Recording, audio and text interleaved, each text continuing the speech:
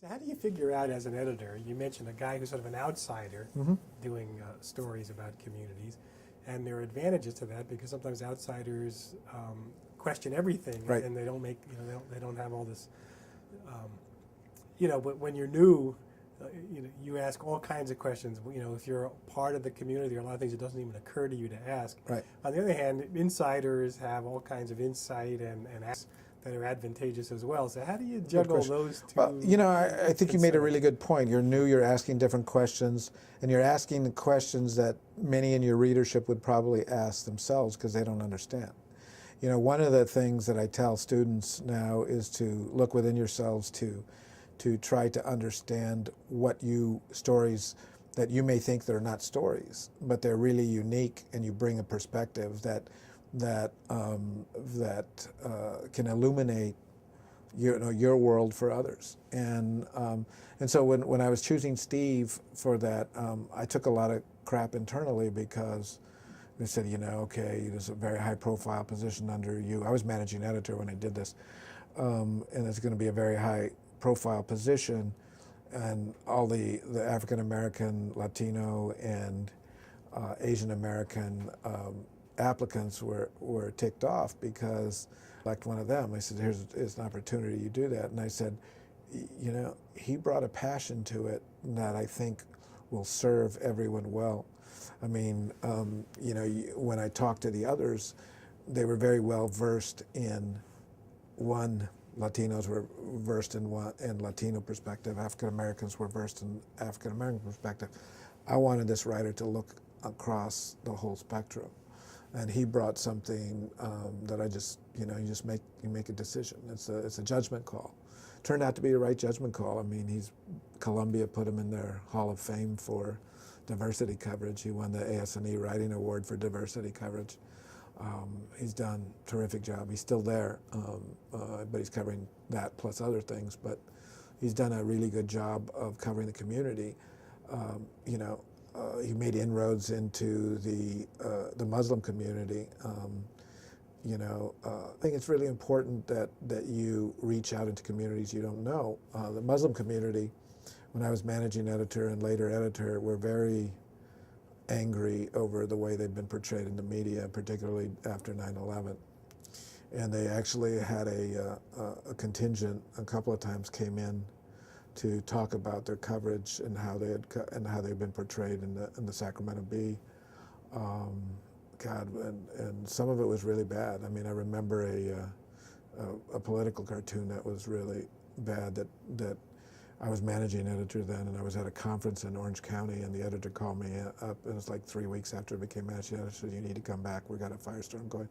So I left right in the middle of a conference, I was on a panel, I left the panel right in the middle of the thing, and caught a flight home and had to go deal with this large contingent of angry Muslim community. And I thought they had a right to do that. And I think being an editor is to listen to what the community's saying and then to judge whether or not they're accurate or you're just being politically correct. But the Muslim community afterwards, when I left to be, they actually threw me a huge going away party. So this instance you were talking about, Yeah. it was a cartoon, It was a cartoon. So what could you describe? I was trying to remember what the cartoon was about. I don't, but it was a cartoon, and I can't remember what it was about. I'm sorry. But we had a really big, but there was other ethical challenges. I mean, photographs have presented ethical challenges, and one, I remember another photograph that caused a huge uproar, rightfully so. And the captions over the photographs had misconveyed what a story, a picture that was kind of innocent. It was a Halloween picture, and we had this really cute picture of a young girl, a white girl, dressed up in her princess outfit with like angel wings, and then we had a powdering her face was a young black girl who was dressed in what appeared to be like a maid's outfit, right? And so it was an innocent picture. They had great, great chemistry in the picture. But the headline they put over it, the caption they put over it was something like getting in roles, or something like getting in the right roles. Right. Something like that. It was something like that.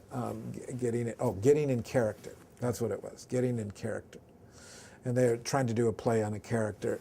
And obviously the African American community went nuts, saying, what are you saying? The character of African Americans is to be a white, to have a white princess and to have a maid be that. So, you know, we had a series of issues like that, ethical issues, and you know, you learn from them all. I mean, I learned to end up reading, you know, somebody who was writing a innocent, and I believe it truly was innocent after talking to the guy that wrote it, a Latino, and he never thought of it. So I started reading things differently.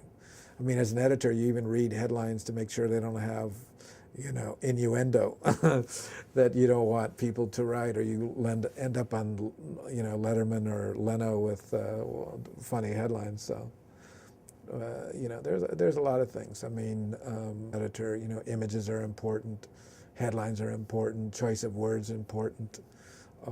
You know, intentions might be good, but, you know, people don't read into your intentions. They actually read into those words and you know, try to guess what your intentions were. And a lot of times when a community hasn't been covered adequately or fairly over a long period of time, the wrong connotations can be taken from those words or those pictures.